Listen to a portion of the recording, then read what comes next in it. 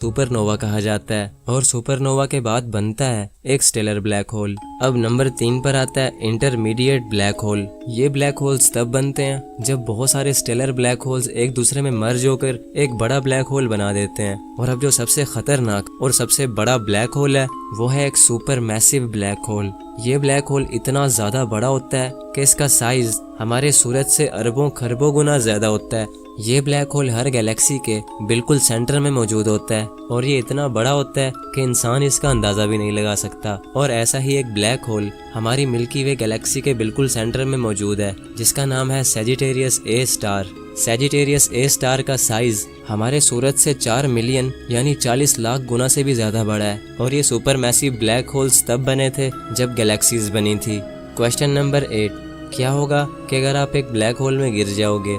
तो इसका जवाब है कि ब्लैक होल के अंदर कायनात की सबसे ज्यादा ग्रेविटी पाई जाती है। ये हर चीज को अपने अंदर इतनी ज्यादा ग्रेविटेशनल फोर्स से खींचता है कि या तो वो चीज फट जाती है या फिर वो बहुत ज्यादा स्ट्रेच हो जाती है। यानी अगर आप ब्लैक होल के अंदर जाओगे तो आप लंबे होकर एक नूडल बन जाओगे और जब आप ब्लैक होल से थोड़ा सा दूर होंगे तब आपको टाइम डायलेशन इफेक्ट का एहसास होगा। मिसाल के तौर पर आप एक ब्लैक होल के पास पहुंचकर अपने एक दोस्त को वीडियो कॉल करते हो जो कि उस वक्त अर्थ पर है, तो आपको आपका दोस्त बहुत ज्यादा तेजी से मूव करता हुआ दिखाई देगा, लेकिन वहीं पे आप उसको बहुत ही स्लो मूव करते हुए दिखाई दोगे, जो कि सुनने में बहुत ही डरा देने वाली बात है। वैसे तो ऐसा आज तक किसी के साथ भी नहीं हुआ क्योंकि ब्लैक होल्स इतने ज्यादा दूर होते हैं कि इंसान तो दूर की बात वहां तक रोशनी को भी पहुंचने में हजारों साल लग जाएंगे। लेकिन दोस्तों बहुत से साइंटिस्ट ने ब्लैक होल्स को बड़े बड़े सितारों को फाड़ते हुए देखा है। ये उन स्टार्स को निगल जाते हैं और उनकी रोशनी को भी खत्म कर देते हैं। क्वेश्चन नंबर 7, अगर ब्लैक होल्स काले होते हैं और इनमें बहुत ज्यादा अंधेरा होता है तो फिर ये नजर कैसे आते हैं? तो यार इसका जवाब है कि ब्लैक होल इनविजिबल होते हैं। ये बिल्कुल भी नजर नहीं आते। इनको देखने का सिर्फ एक ही तरीका है और वो है इनके इर्द गिर्द मौजूद एक्रीशन डिस्क, जो कि तब बनती है जब ब्लैक होल्स बहुत सारे स्टार्स को निगल लेते हैं तो फिर उन स्टार्स की बची कुची धूल और गैसेस ब्लैक होल के इर्द गिर्द मंडराने लगती हैं। दोस्तों ब्लैक होल के इर्द गिर्द तो होती है एक्रीशन डिस्क, लेकिन जो ब्लैक होल के अंदर वाला पार्ट है जो कि बिल्कुल अंधेरा है उसको बोला जाता है इवेंट होराइजन, जिसके आर पार नहीं देखा जा सकता और वहां जाने वाली कोई भी चीज वापस नहीं आती। ये ऐसे है जैसे कि एक अंधा कुआं। क्वेश्चन नंबर 6, क्या होगा कि अगर हमारा सूरज एक ब्लैक होल बन जाए? क्या ये हमारे सोलर सिस्टम को तबाह कर देगा? तो इसका जवाब है कि सूरज कभी भी ब्लैक होल नहीं बन सकता क्योंकि सूरज एक बहुत ही छोटा सितारा है। इसके अंदर एक ब्लैक होल को बनाने जितनी एनर्जी नहीं है।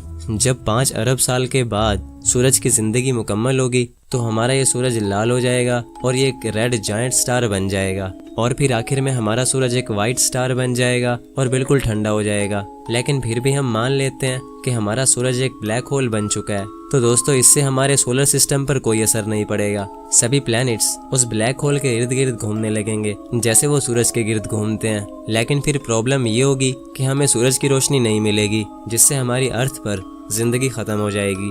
क्वेश्चन नंबर 5, अगर ब्लैक होल्स इतने ज्यादा खतरनाक होते हैं कि वो अपने आसपास की किसी भी चीज को नहीं छोड़ते तो क्या कभी ऐसा हो सकता है कि ब्लैक होल्स हमारी गैलेक्सीज को ही खा जाएं? तो इस सवाल का जवाब है नहीं। माना कि ब्लैक होल बहुत ही पावरफुल होता है लेकिन ये इतना पावरफुल नहीं होता कि ये पूरी गैलेक्सी ही खा जाए। एक गैलेक्सी बहुत ज्यादा बड़ी होती है और ब्लैक होल गैलेक्सी के सामने नजर भी ना आए। क्वेश्चन नंबर 4, अगर हमारी अर्थ एक बड़े से ब्लैक होल के अंदर गिर जाती है तो हमारी अर्थ का क्या होगा? तो इसका जवाब है कि हमारी अर्थ ब्लैक होल के अंदर बहुत ही आराम से जाएगी। शुरू में तो हमें कुछ महसूस ही नहीं होगा, लेकिन हम जैसे ही ब्लैक होल के अंदर जाते जाएंगे तो हमारी अर्थ के छोटे छोटे टुकड़े हो जाएंगे क्योंकि हमारी अर्थ की ग्रेविटी भी एक ब्लैक होल की ग्रेविटी का मुकाबला नहीं कर सकती। और ब्लैक होल में जाने के बाद अंजाम सिर्फ और सिर्फ मौत होगा।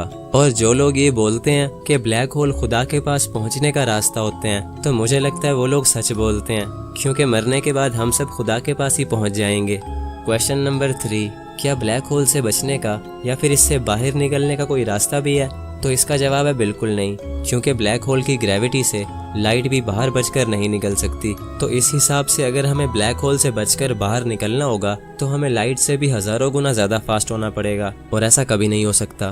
क्वेश्चन नंबर 2, अगर ब्लैक होल्स इतने ज्यादा दूर होते हैं कि उन तक पहुंचने में लाइट को भी हजारों साल लग जाते हैं तो फिर साइंटिस्ट इतनी दूर से ब्लैक होल को कैसे देखते होंगे? तो दोस्तों इसका जवाब है कि नासा के पास इतनी ज़्यादा पावरफुल सैटेलाइट्स और टेलीस्कोप्स मौजूद हैं जो कि स्पेस में मौजूद बहुत सी चीज़ों को दूर से ही देख लेती हैं। और अगर बात की जाए नासा की सबसे पावरफुल सैटेलाइट की, तो दोस्तों नासा की सबसे powerful satellite the James Webb telescope है, जिसको शॉर्ट फॉर्म में JWST भी कहा जाता है। ये टेलीस्कोप सूरज के इर्द गिर्द घूम रही है, यानी ये हमारी ज़मीन से पूरे 1 मिलियन माइल्स की दूरी पर है, जो कि 16 लाख किलोमीटर से भी ज़्यादा दूर है। इस टेलीस्कोप की पावर का अंदाज़ा आप इस बात से भी लगा सकते हो कि ये हमारी गैलेक्सी से बाहर की गैलेक्सीज और स्टार्स को भी देख लेती है।